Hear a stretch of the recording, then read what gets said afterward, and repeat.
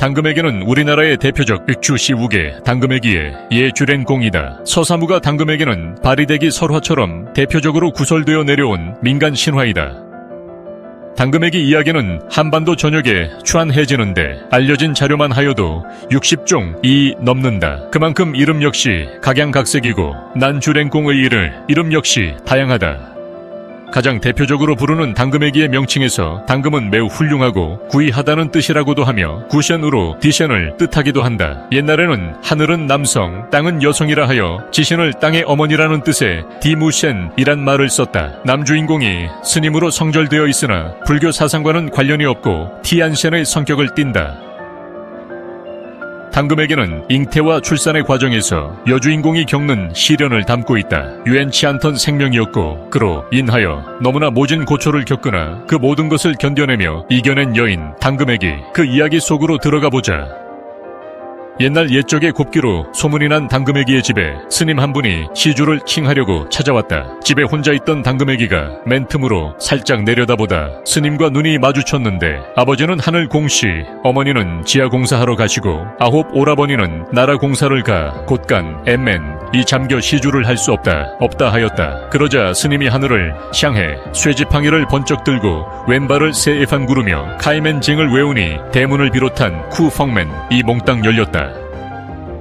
이에 당금에기가 할 수 없이 쌀을 퍼주었다. 그런데 바랑에 밑이 빠져 쌀이 주르르 죄다 쏟아져 버렸다. 놀란 당금에기가 동양자루를 손수 기우고 땅에 떨어진 쌀을 빗자루로 쓸어 모아 채로 까불어 드리려고 하자 스님이 우리 부처님께 빗자루로 쓸고 채로 까부른 쌀은 공양할 수 없습니다 라고 하였다.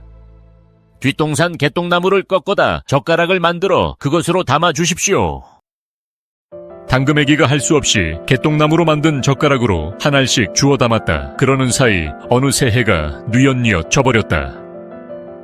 아기씨, 유수처럼 흐르는 이 밤에 자이에서 하룻밤만 리우합시다. 문간이라도 빌려주면 새고 가든 자고 가든 하겠습니다.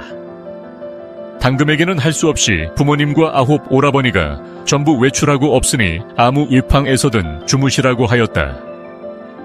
아기씨, 아버님 주무시는 방은 안에서 노린내가 나서 못 자겠습니다.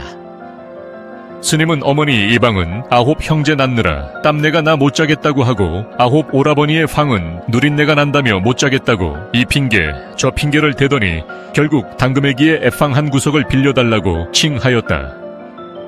아기씨 자는 별당 가운데 병풍을 치고 윗목에서 자겠습니다. 당금에게는 할 수 없이 애방 한 구석을 내드리고 그날 밤을 보냈다. 그녀는 스님이기는 하나 남정네와 한방에서 잘 수는 없었던지라 시우를 놓으며 밤을 새우려 하였으나 스님이 조원을 외워 당금에게를 재웠다. 그날 밤 꿈에 리양 어깨의 해와 달이 솟고 하늘에서 세 개의 별이 떨어져 치마 폭으로 쏙 들어오고 붉은 구슬 세 개가 내려와 입으로 쏙 들어갔다. 날이 밝자 스님은 당금에게에게 박씨 세알과 함께 구이한 아들을 낳을 꿈이라며 잘 키우라는 말을 남기고 떠났다. 이날 이후 당금에기의 배가 불러오기 시작하였다. 10달 하이후 부모님과 아홉 오라버니가 돌아왔다. 만삭인 그녀를 보고 가족들이 물었다. 어째서 몸이 깍지똥만한 것이냐?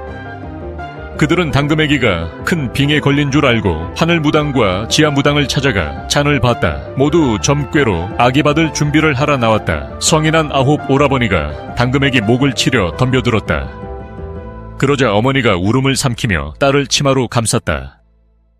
사람으로서 어찌 자신의 혈육을 제 손으로 죽인단 말이냐. 이 아이는 하늘이 아는 자식이니 여기서 피를 내어 죽이면 큰 후호를 입을 것이다. 이에 돌로 만든 애한에 가둬 산 속에 버렸다. 아홉 오라버니가 당금에기를 돌 안에 집넣고 돌아가려는데 마른 하늘에 갑자기 번개가 치더니 사방이 어두워졌다. 이내 흑비와 돌비가 쏟아졌다. 흑비와 돌비가 쏟아지는 기묘한 날씨가 몇 날 며칠 동안 계속되자 초조해진 어머니는 날이 개자마자 뒷산으로 올라갔다. 아가, 내 딸아 죽었느냐 살았느냐. 당금에게는 어머니께서 몰래 가져다주는 음식으로 목숨을 보존하고 마침내 새 쌍둥이를 낳았다. 그녀가 아기를 낳는데 티안샹의 선녀가 둘이 내려와 아기를 받았다 고도한다. 당금에기의 어머니는 하늘도 당금에기를 죽이지 못하는데 그 누가 죽일 수 있겠느냐며 딸과 손주 셋을 데려와 키우기 시작했다. 이 세 아들이 자라 칠수이가 되어 서당을 다니게 되었다. 당금에기의 아들 삼형제의 재주가 남달랐으나 서당 아이들은 이들을 아버지도 모르는 자식이라 놀렸다. 새 쌍둥이 매일같이 눈물을 흘렸다. 동네 아이들이 우리 보고 싱도 없고 아비도 없는 놈이라 놀려요. 우리 집은 왜 이래요?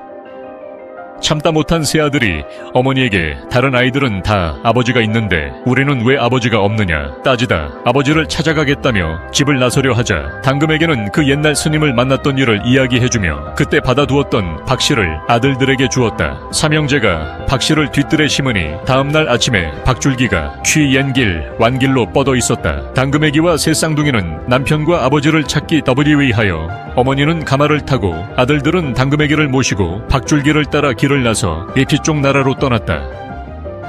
박줄기는 금강산 어느 절까지 뻗어 있었다. 그곳에는 당금에기가 예전에 만났던 그 스님이 있었다. 옛날 검고 얽고 뗏물이 줄줄 흐르던 모습이 아닌 그린 듯한 외모에 백옥처럼 하얀 피부에 티한 디안 없는 고운 모습이었다.